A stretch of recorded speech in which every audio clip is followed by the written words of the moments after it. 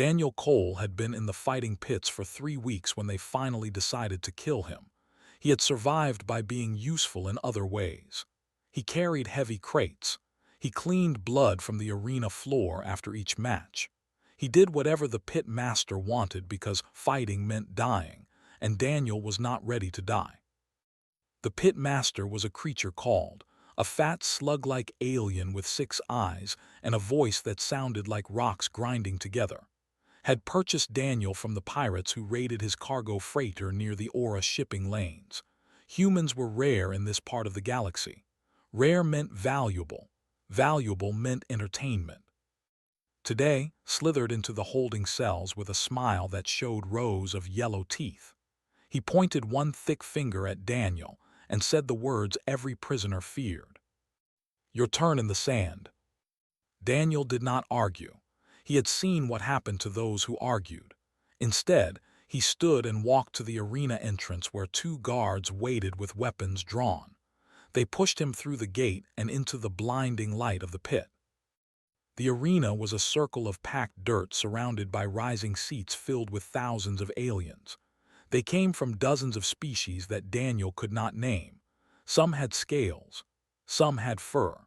Some had tentacles or extra limbs or faces that looked like nightmares given flesh. All of them had come to watch something die, and today that something was supposed to be him. A voice announced the match in a language Daniel did not understand, but he understood the reaction. The crowd laughed.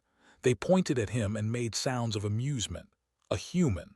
A soft, weak creature from a barely dangerous world. This would not be a fight. This would be a slaughter. The gate on the opposite side of the arena opened, and his opponent emerged. It was massive. It stood on 4 thick legs and had a body like a bull mixed with a lizard. Its head was all teeth and armor plates. Claws the length of kitchen knives scraped the dirt as it walked. The creature was bred for one purpose, and that purpose was killing. A guard offered Daniel a selection of weapons. A sword too heavy for him to swing properly. An axe designed for someone with 4 arms. A spear meant for a being twice his height. Daniel looked at each one and shook his head. He would fight with his hands. The crowd went silent for a moment, then erupted in laughter louder than before. The human had chosen suicide. What entertainment! But Daniel had a reason. He had watched the fights from the holding cells. He had studied how aliens moved and how they thought about combat. They relied on strength and weapons because their bodies were built for it. They had never seen a human fight the way Daniel had learned to fight. Back on Earth, Daniel had been an amateur boxer. Nothing special. A guy from Ohio who spent his weekends at a local gym learning to move and punch and take a hit without falling down. He never won any championships. He never went professional. But he learned something that these aliens had never considered. Sometimes the smaller fighter wins by being smarter. The charged. It was fast for its size, crossing the arena in seconds with its jaws open wide. Daniel waited until the last moment and then stepped sideways. The creature rushed past him and crashed into the arena wall. The crowd made sounds of surprise. The human had moved. Why had the human moved? Why had he not simply died like he was supposed to? The turned and charged again. Daniel moved again. He kept his feet light and his eyes on the creature's shoulders because the shoulders always showed where an attack was going before it arrived. The swung one massive claw at his head, and Daniel ducked under it and delivered a punch to the creature's throat. The blow did not kill, but it hurt. They made a choking sound and stumbled backward. Now the crowd was silent. They leaned forward in their seats. Something unexpected was happening. Daniel circled his opponent. He was breathing hard and his heart was pounding, but he kept his hands up and his feet moving. There was angry now. It attacked with wild swings and snapping jaws, and Daniel dodged each one by inches. He was too small to block those attacks. One solid hit would break his bones, so he did not get hit.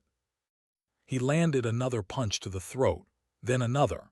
He targeted the same spot each time because that was what boxers did.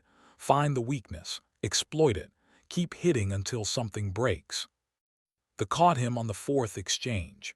One claw raked across his ribs and sent him spinning to the ground. Pain exploded through his body. He felt blood soaking into his shirt. The crowd roared with approval. Finally, the human was dying. But Daniel got up. He got up because that was what humans did. They got up when they fell. They kept fighting when any sensible creature would surrender. They carried fear in their hearts and walked forward anyway. They hesitated. It had never seen prey stand after taking such a wound. The pause lasted only a second, but a second was enough. Daniel stepped inside the creature's guard and threw the hardest punch of his life directly into its damaged throat. He felt something collapse under his fist. The made a horrible gasping sound and fell to its knees. Then it fell to its side. Then it stopped moving. The arena was completely silent. 10,000 aliens stared at the small human standing over the body of a predator that should have torn him apart. Blood dripped from his wounds onto the sand. His hands were bruised and swelling. But he was alive, and the monster was dead. In the private viewing box reserved for wealthy guests, a tall figure stood from her seat. Ani was 7 feet of silver-blue scales and lean muscle. 4 arms hung at her sides as she looked down at the human with eyes that held something like recognition. Among her people, there was an ancient custom.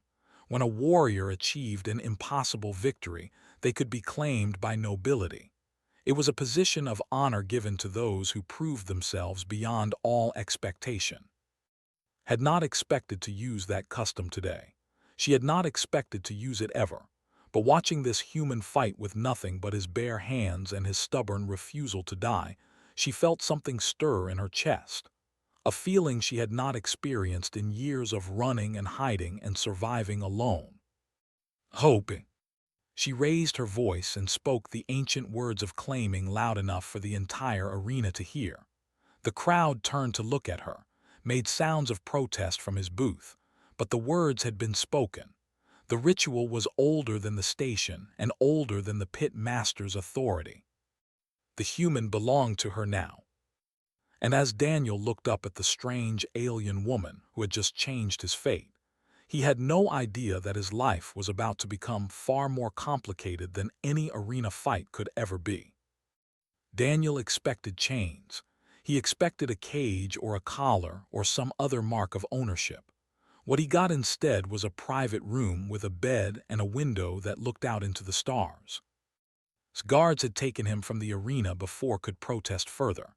They brought him through the winding corridors of Aura Station to a docking bay where a sleek silver ship waited. The ship was beautiful in a way Daniel could not describe. It looked like it had been grown rather than built, all smooth curves and flowing lines.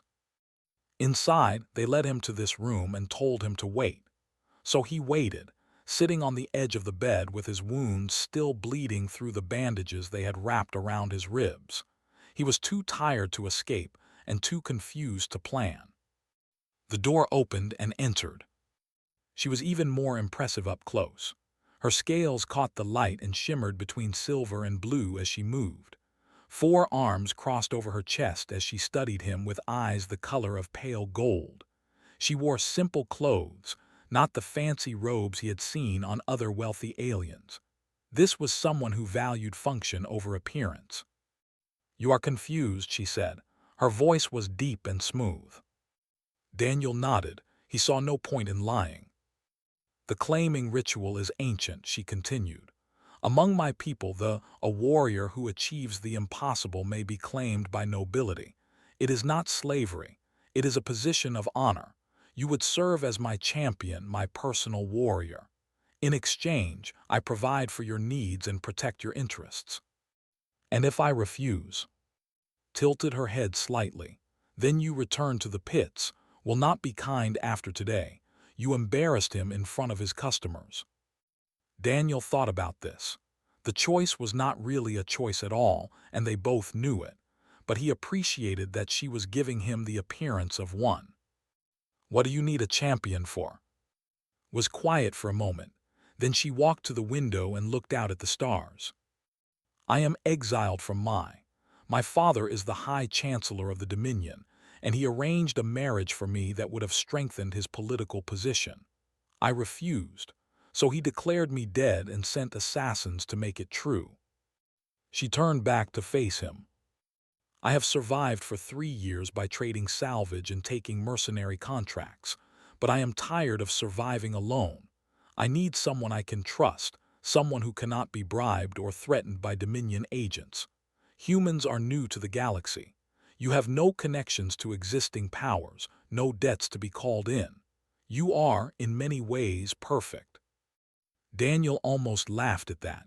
Perfect. He was a cargo hauler from Ohio who had spent 3 weeks cleaning blood off arena floors.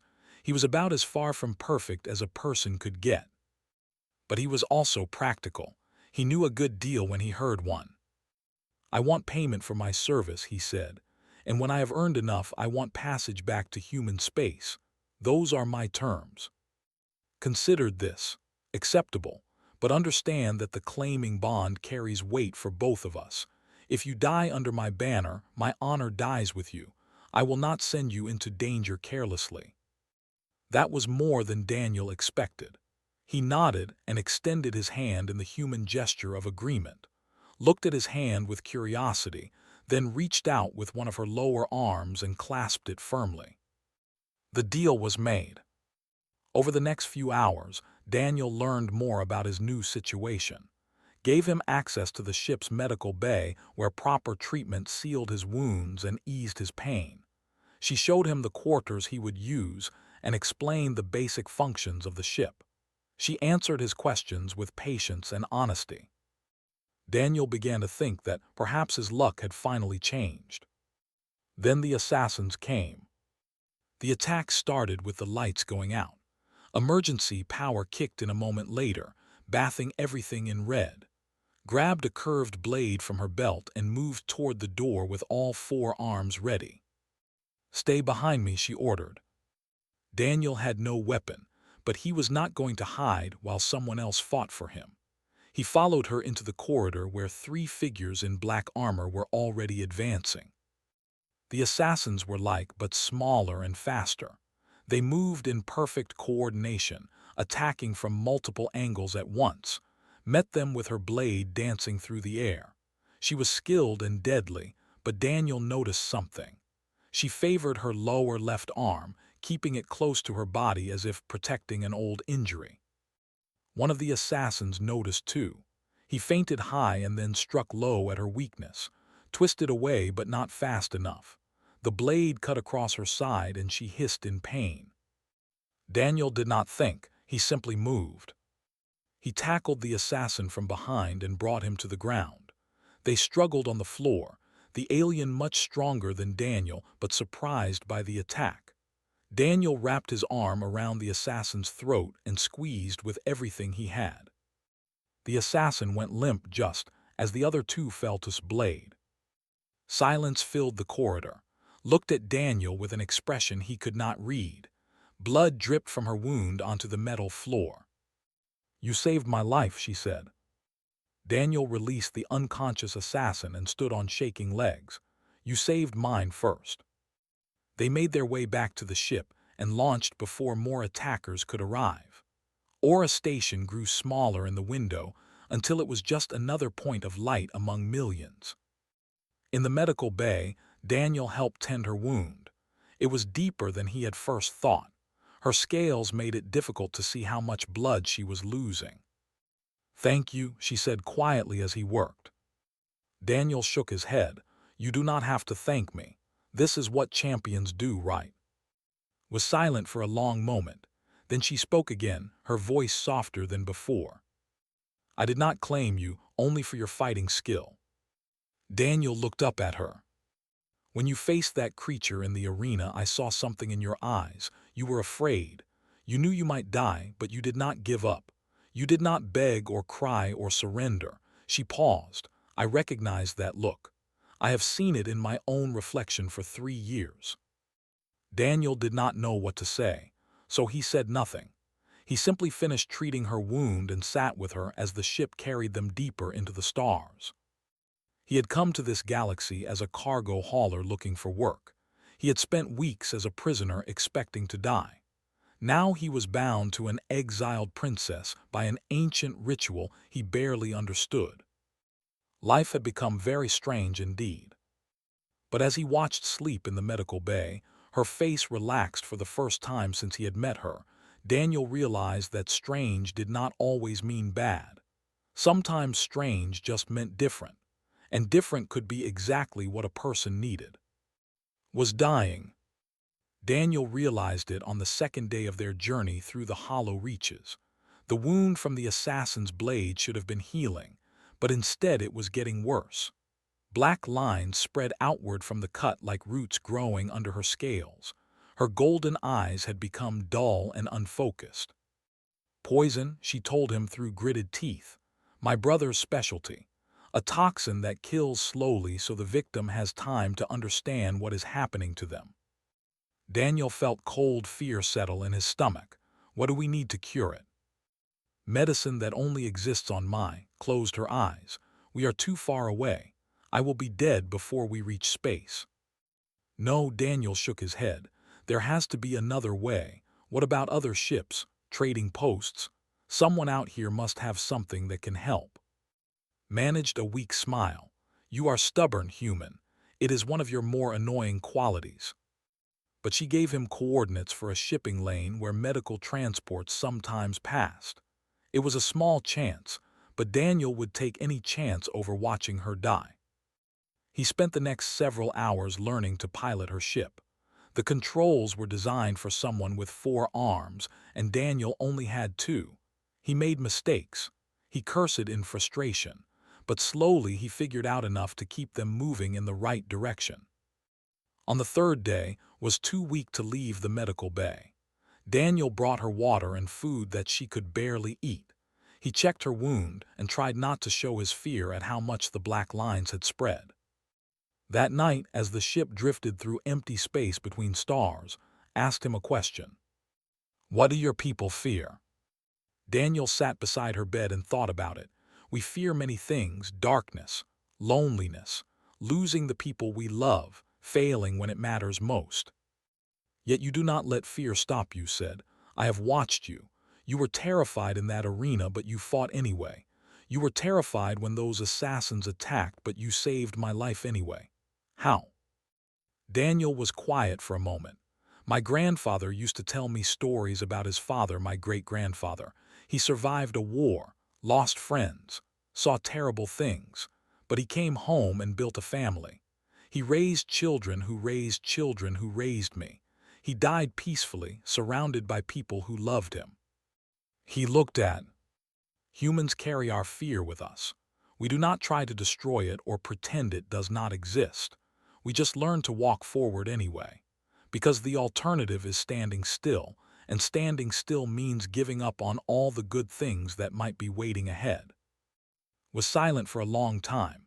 When she spoke again, her voice was barely a whisper.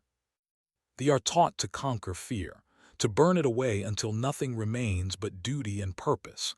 I was trained from childhood to feel nothing that might weaken me. She paused, but I have never stopped being afraid. That is why I ran from the marriage my father arranged. I was afraid of becoming someone I did not want to be. Daniel reached out and took her hand. It was cool and dry, her scales smooth against his skin. Being afraid does not make you weak, he said. Running away from something wrong does not make you a coward. Sometimes running is the bravest thing you can do. Squeezed his hand with what little strength she had left. On the 4th day, they found the derelict ship. It appeared on their sensors as a faint signal, drifting in the darkness between systems. The ship was a small transport vessel, similar in size to a human cargo hauler. Its lights were off and no life signs registered on the scans. Daniel wanted to investigate. A medical transport might carry supplies that could help, but she warned him that pirates sometimes used abandoned ships as bait to lure victims. I will go alone, Daniel said. If it is a trap, you can escape while they deal with me. That is a foolish plan. Do you have a better one? Did not answer. They both knew she was too weak to argue. Daniel took a small shuttle from ship and crossed the empty space to the derelict. Up close, he could see that the transport had not been attacked. There were no blast marks or damage to the hull. It had simply stopped moving. He found an airlock that still had power and made his way inside. The ship was dark and cold. Daniel used a light from his suit to navigate the corridors, checking each room as he passed. Storage areas full of cargo, empty crew quarters, a navigation room with dead screens. He found the medical bay near the center of the ship. The supplies were still there, sealed containers of medicines and equipment that had never been used. Daniel gathered everything that looked useful and prepared to leave. Then he found the crew. They were in the common room, all 5 of them. Different species, different sizes, but all dead in the same way. Black lines covered their bodies, spreading out from wounds that looked far too similar to's. Daniel felt his blood turn cold as he understood. The toxin that was killing had been tested here first. This ship and its crew had been an experiment. Someone was developing a biological weapon, and they had used innocent people to perfect it. He grabbed the medical supplies and ran back to the shuttle. When he returned to ship, he told her what he had found. She listened with her eyes closed, her breathing shallow and labored. When he finished, she spoke a single word. Your brother. My younger brother. The one who now stands to inherit everything our father promised to me. Opened her eyes, and despite her weakness, Daniel saw cold fury burning there. He always loved his poisons. It seems he has found a new one to play with. Daniel administered the medicines he had found. He did not know if they would work, but he had to try. Over the next 2 days, slowly improved. The black lines stopped spreading. Color returned to her scales. She was still weak, but she was no longer dying. On the 7th day, she was strong enough to sit up in bed. She looked at Daniel with an expression that might have been gratitude or might have been something else entirely. You saved my life twice now, she said. Daniel shrugged. I had good motivation. Without you, I am stuck in the middle of nowhere with a ship I can barely fly. Laughed. It was the first time he had heard her laugh, and the sound was surprisingly warm. We need to stop my brother, she said. The weapon he is creating could kill millions, and I am the only one who knows what he is capable of. Daniel nodded. How do we do that? Smiled, and this time the warmth did not reach her eyes. This smile was sharp and dangerous. We make him confess. The border world was neutral ground where enemies could meet without drawing weapons, at least in theory. Daniel did not trust theories when it came to people who had tried to kill him. His brother had agreed to meet after she sent him a message through channels that only family knew. She told him she wanted to negotiate peace. She told him she was tired of running. She told him exactly what he wanted to hear. Counselor arrived with an escort of 20 guards and a smile that made Daniel's skin crawl. He was smaller then, with darker scales that shimmered green instead of blue. His golden eyes held the same intelligence as his sister's, but none of the warmth. Sister, he said, spreading all 4 arms in a gesture of welcome. I am so pleased you finally came to your senses. Bowed slightly but did not move to embrace him. I realized that running forever was not living. Perhaps we can find a way forward that benefits us both. Nodded as if this was exactly what he expected. Of course, family should not fight. Let us discuss terms over dinner. The dinner was held in a grand hall filled with representatives from a dozen neutral species. They served as witnesses to ensure that both sides honored the peace. Daniel sat beside at the long table, while servants brought course after course of food he did not recognize. He watched everything. The servants moved with careful precision, keeping their heads down and their voices quiet. When they approached, their hands trembled slightly. One young servant, a small creature with gray fur and large eyes, actually flinched when the counselor looked at her. Fear, Daniel knew fear when he saw it. These people were terrified of his brother. Spoke smoothly throughout the meal, discussing trade agreements and territorial boundaries with the ease of a practiced politician. He mentioned nothing about assassins or poison or biological weapons. He acted like a man who had nothing to hide. But Daniel noticed other things too. The way guards positioned themselves near the exits. The way certain servants whispered to each other when they thought no one was watching. The way the counselor kept glancing at his sister as if measuring her for a coffin. After the formal dinner, Daniel excused himself to use the facilities. Instead, he found the young servant with gray fur hiding in a supply corridor. She tried to run when she saw him, but Daniel held up his hands to show he meant no harm. "I just want to talk," he said quietly. "I saw how you looked at the counselor. You are afraid of him." The servant's large eyes filled with tears. "Please," she whispered, "I cannot speak of such things. He will know, he always knows." Daniel knelt down to her level. "What has he done?" The servant shook her head, but then the words came spilling out like water through a broken dam. She told him about her village on the border world about the illness that swept through her people 2 years ago, about the black lines that spread across their bodies before they died, about the scientists who came to study the sickness but did nothing to stop it. "They watched us die," she said. "They took notes. They collected samples, and when it was over they left without a word." Daniel felt sick. "How many died?" 300, the servant's voice broke. "My mother, my sisters, everyone I loved." Daniel thanked her and let her go. He returned to the dinner with this information burning in his chest like fire. Later that night, he told what he had learned. She listened without expression, but her hands curled into fists so tight that her claws drew blood from her palms.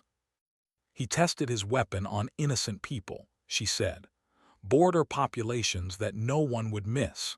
And the Dominion let him do it because they value results over lives." "We have her testimony," Daniel said. "That proves something." Shook her head.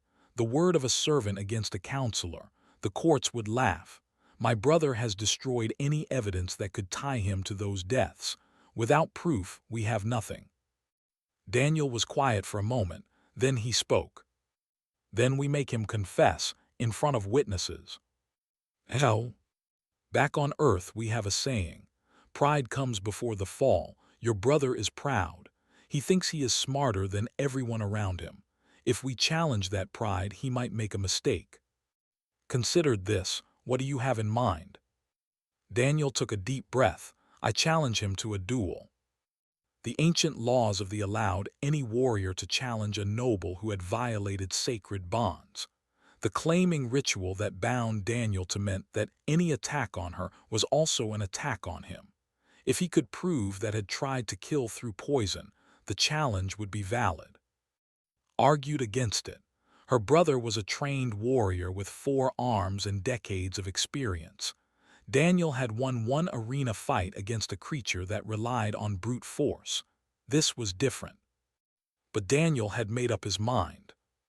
The challenge was issued the next morning in front of all the neutral witnesses. Smile when he heard it was the smile of a predator who had just been offered an easy meal. "A human," he said, his voice dripping with contempt. "You wish to fight me with your 2 soft arms and your fragile bones." He laughed and spread all 4 arms wide. "I accept."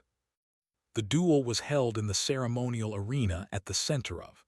Thousands of witnesses gathered to watch, including diplomats and merchants and representatives from a dozen worlds. Whatever happened here would be seen by all. Daniel stepped into the arena with no weapons, just as before, just as he had fought in the pits. His hands were his only tools. Carried 2 curved blades that gleamed in the light. His 4 arms moved in constant motion, each one independent yet coordinated with the others. He was faster than the had been, smarter, more dangerous. The fight began. Daniel took the first blow within seconds. A blade cut across his shoulder and sent blood spraying across the sand. He stumbled back and barely avoided the second strike that would have opened his throat. The crowd murmured, "This would be quick." But Daniel did not fall. He stayed on his feet and kept moving, studying his opponent's patterns just as he had studied was skilled but arrogant. He fought like someone who had never faced a real threat. His movements were precise but predictable. Daniel let himself be cut again and again. Each wound brought him closer to understanding. Each drop of blood was the price of knowledge. And then grew frustrated. The human should have been dead by now. The human should have been begging for mercy. Instead, the human kept getting up, kept dodging, kept refusing to die. Snarled and broke the formal rules of the duel. He drew a hidden blade from his belt, a third weapon that had not been declared before the fight. He lunged forward with all three blades aimed at Daniel's heart. Daniel caught the blow on his forearm and felt the blade sink deep into his flesh. But he also saw what he needed to see. The witnesses had seen cheat, the first crack in his honor. Daniel fell to his knees, too wounded to continue. Blood pooled beneath him, his vision blurred at the edges. But he was smiling, because was already stepping into the arena. By ancient law, when a champion fell in defense of their lord, the lord could take their place, and had been waiting for this moment all along. "Brother," she said, her voice cold as winter stars, "you have broken the sacred rules. You have revealed your true nature. Now face me." Smile finally disappeared, moved like water given form. For 3 years she had hidden her true strength. She had favored her lower left arm in every fight, letting enemies think she was weakened by an old injury. She had survived by appearing less dangerous than she truly was. Now the mask was gone. All 4 of her arms worked in perfect harmony as she faced her brother. 2 curved blades appeared in her upper hands, while her lower arms remained free to block and grapple. Her scales seemed to glow in the arena light as she advanced. Recovered quickly from his surprise. He was a trained warrior, and training did not disappear because of fear. He met her attack with his own blades flashing, and for a moment the arena was filled with the sound of metal striking metal. The witnesses watched in stunned silence. This was not the weak exile they had expected. This was a princess of the Dominion fighting with all the skill her bloodline had given her. The siblings circled each other, trading blows that would have killed lesser warriors. Was fast and cunning, but had something he lacked. She had spent 3 years fighting for survival against pirates and assassins, and anyone else who thought she was easy prey. Her brother had spent those same years in comfort, surrounded by guards, never facing a real challenge. The difference showed. Caught one of his blades between her lower arms and twisted. The weapon flew from his grip and clattered across the sand. Before he could react, she was inside his guard, her blade pressed against his throat. "Yield," she said. His eyes darted around the arena, looking for escape, looking for his guards. But the neutral witnesses had surrounded them. There would be no rescue. "You cannot kill me," he said, his voice strained. "Father would never forgive you." "I am not going to kill you, brother." Press the blade harder, drawing a thin line of blood. "I am going to give you a choice. Confess to your crimes before these witnesses, or I will let them see what happens when a noble breaks sacred law." "I have committed no crimes." From his position on the ground, barely conscious from blood loss, Daniel spoke. "I recorded everything." Both siblings turned to look at him. Daniel held up a small device he had taken from ship before the dinner. "The servant girl," he continued, his voice weak but clear.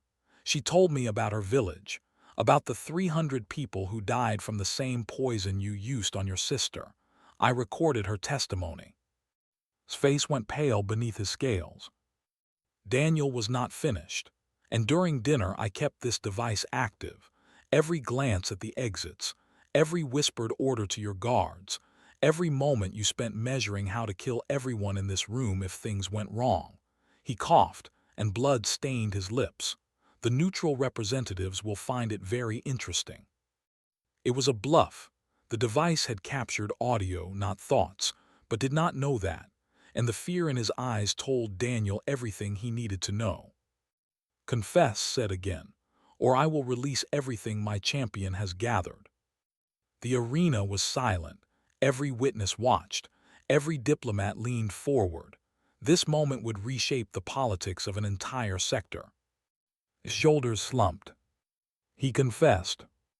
The words came slowly at first, then faster as the weight of his secrets finally broke free.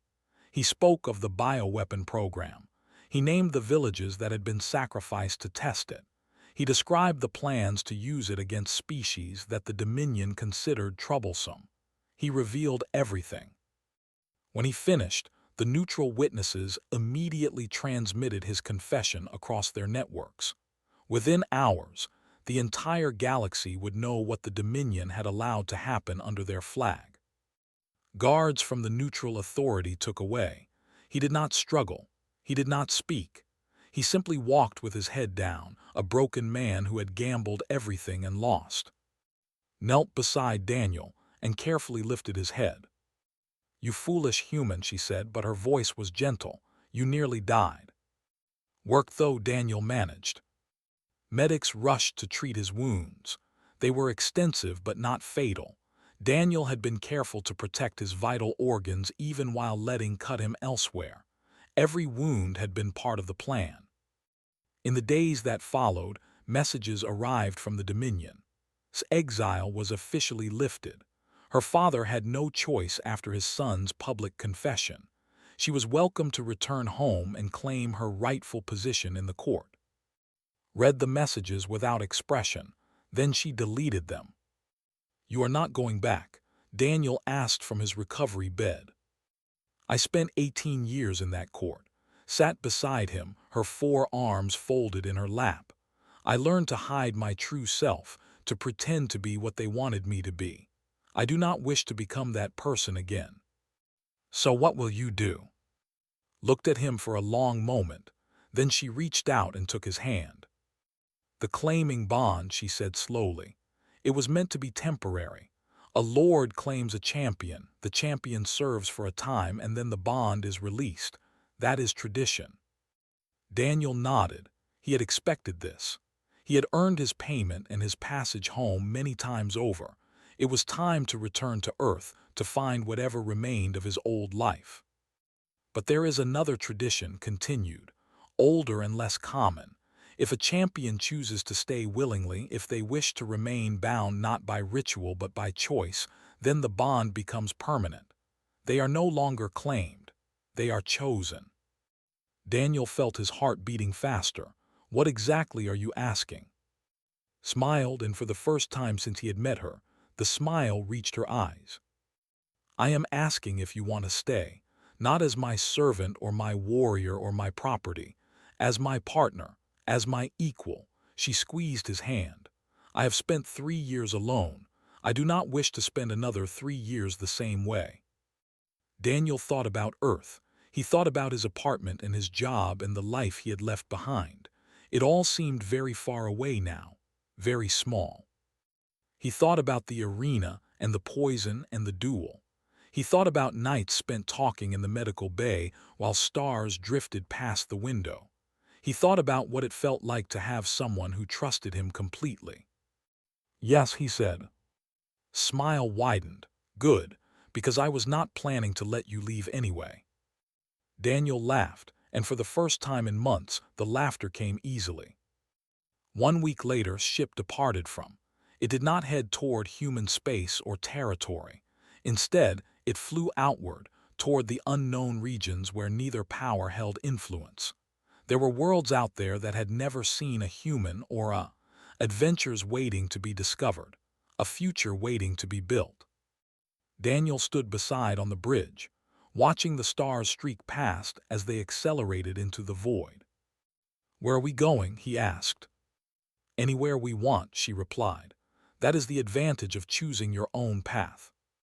Daniel nodded and reached out to take her hand. 4 fingers wrapped around his 2, and somehow the difference did not seem strange anymore. It just felt right.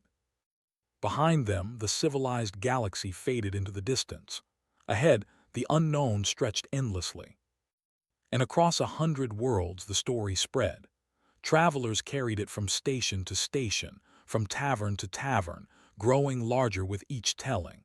The tale of the human who fought barehanded against impossible odds, the princess who claimed him as her warrior, and the choice they made together when the fighting was done. Not a choice of duty or tradition or blood. A choice of something far more powerful. A choice of two hearts that recognized each other across the vast emptiness of space and decided that emptiness was easier to face together than alone. That was the real victory. Not the duel, not the confession, not the fall of a corrupt counselor or the redemption of an exiled princess. Just two people who found each other when they needed it most and chose to keep finding each other every day after. That was enough. That was everything.